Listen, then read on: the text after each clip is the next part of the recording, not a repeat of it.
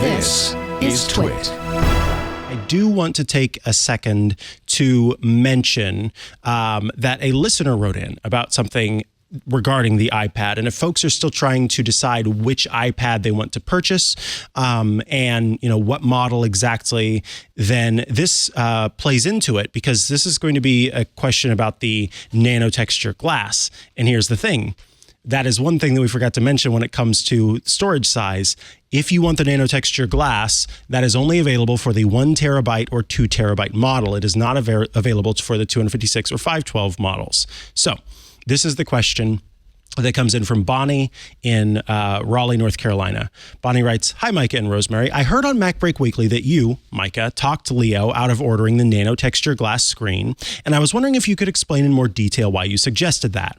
On Wednesday afternoon, when I was going to order with that, but the delivery date was already out about 4 weeks, so I thought I'd wait until this Wednesday to see what kind of inventory was available at the store, but now I think I should wait and see how it is reviewed. Please elaborate. Love the podcast. Thanks, Bonnie in Raleigh." Okay, so first and foremost, I want to say that the Nano-Texture glass is a cool feature that Apple added first and foremost to the Apple XDR display that provides a low to no glare environment. The idea of putting not micro, but nano textures onto the surface of the glass, nano etchings onto the surface of the glass, means that when light hits it, it doesn't reflect off in a way that produces a glare or tries to mitigate it to the best of its ability.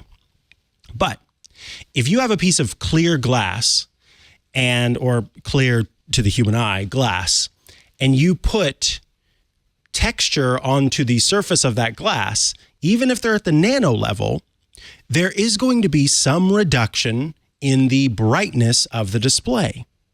And for someone who wants that rich, beautiful, glossy look, that's already kind of a step back. So when I was talking to Leo, there are multiple reasons for Leo specifically.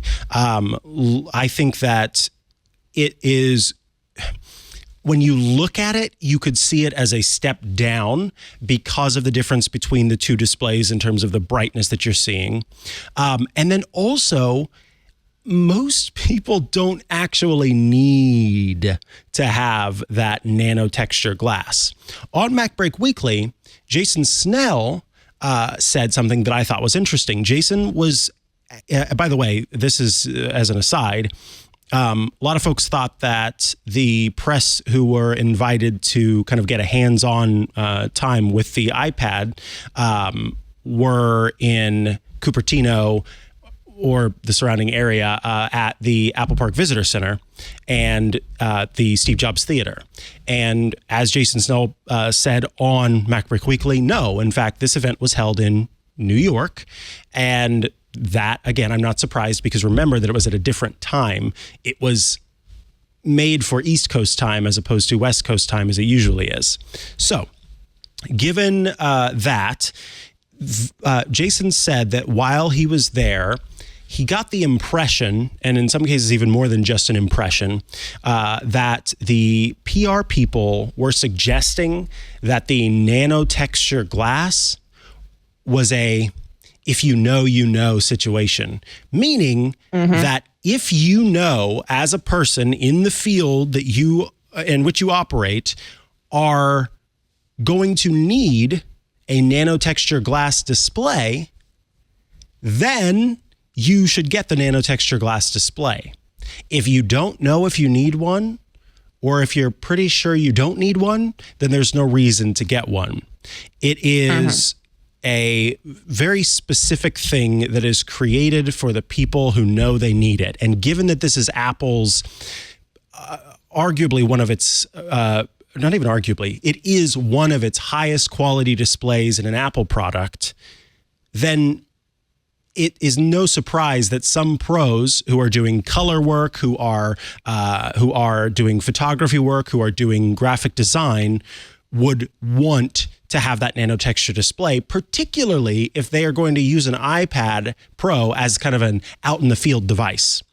So if you don't see yourself being like, if Bonnie, you and Raleigh don't regularly go on like safaris and take photographs and want to edit them right there while you're on safari and the sun is beating down on you, I don't know that it's necessary to get the Nano-Texture display. All that said, and this is the last thing I'll say, and then I'm curious to hear your thoughts, Rosemary.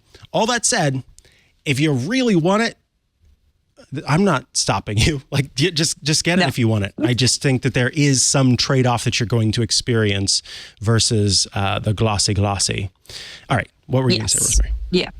Well, I'd say for folks out there who are looking for articles about this, about, whether or not they should get it, just be a little aware of confirmation bias. It is the new shiny, which means that a lot of people want to talk about it and how amazing it is and why you should definitely get it. And I did spot a review earlier today on iPad Pilot News about, somebody who got the new iPad Pro and with the Nano-Texture and took it up in the cockpit, and they're holding both iPads in their lap, the previous one and the current one, and showing you how much easier it is to see the screen on the new iPad. But both iPads are usable. The Nano-Texture didn't actually cut the glare. It just made it more readable. And I think that is the thing to be aware of. Now, I have a recommendation for folks who don't necessarily want to splash out the $100, but would like to try a similar effect. Now, this is not exactly the same because this is $11.99. Okay, there's, $90-ish difference between these two. But there is an ESR magnetic drawing screen protector. Now, this is magnetic. So I actually have this on my iPad.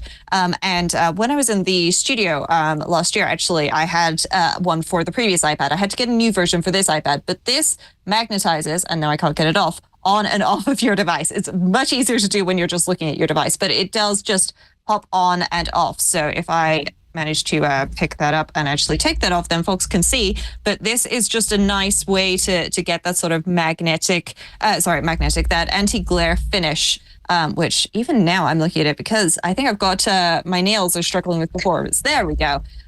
So this is it. It's got these little black bars at the top and the bottom. There's a camera cutout at the top so that you know which way around it goes, and then you can just pop it on your iPad. So if you're looking for something that's going to give you more of a sort of paper-like effect for when you're writing and drawing on your iPad, then I would suggest looking at that ESR option instead, which we can pop a link to in the show notes. It is currently 30% off. I think it's usually $17.99, but ESR tend to have quite a few sales. And that is something that for most folks I'd recommend, because then you still get all of the glossiness, the full blackest black of the display when that is relevant, like when you're watching films and so on.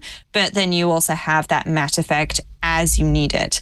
So unless you're going to be outside using your iPad Pro in the sun most of the time, I suspect most folks probably don't want the Nano-Texture. But it does come with a cleaning cloth, which is like $30 separately from Apple. So, it's kind of only $70 for the Nano-Texture display, but I'm not sure it's worth it. Certainly it wouldn't have been for me, and I do use my iPad outside a fair amount. So I know I live in the UK. We usually have clouds, but I promise you, we have plenty of sun as well. Whenever I want to sit outside and I would like to be able to see my screen, that feels like it's when it's at its sunniest. So this new device obviously features this dual layer OLED display, and it didn't take very long for me to see the difference between the two. I want to share, there's a video, and I will post that into the show notes for you, Kevin, on D19. Oh, maybe not D19. Hold on. It's trying to link to Slack instead of the actual. Okay, now D19. And this is a video showing the previous iPad Pro to the current iPad Pro for its screen. And this is something that you can actually see on a video, because it's showing how on the older iPad Pro on the left in the video, there's kind of a gray-blue cast to the entire thing. And on the right, it is just a deep, deep black with rich colors. And of course, we know that that is because it is an OLED screen where each of the individual pixels has its own lighting. And so that means that pixels that don't need to be lit up can not be lit up, versus the iPad of yesteryear where they used smaller LEDs as the backlighting for the display. So there is kind of there are a bunch of zones of lighting, and so they can choose to light up parts of it and not parts of it. But that does mean that some of that light is going to bleed into the surrounding area. So on the left, you've got kind of a, in comparison, washed out video, whereas on the right with the new iPad Pro and its beautiful OLED screen, it is not washed out. It is just the parts that need to be lit up are lit up, but the parts that don't are not lit up, and it looks great. So if you, I don't know, if you've used an iPad Pro up to this point as your kind of primary media device, and you have yearned for something that doesn't have as much light bleed, that's another reason that you might want to upgrade to the new OLED iPad Pro. Hey, if you liked that clip, well, there's so much more to get by joining Club TWiT. You can watch all of iOS Today, where we cover all things iOS, tvOS, HomePodOS, watchOS, and so much more. It's all the apps, all the tips and tricks, and everything with Rosemary Orchard and me, Mikah Sargent. Join Club TWiT at twit.tv/clubtwit to see all of iOS Today.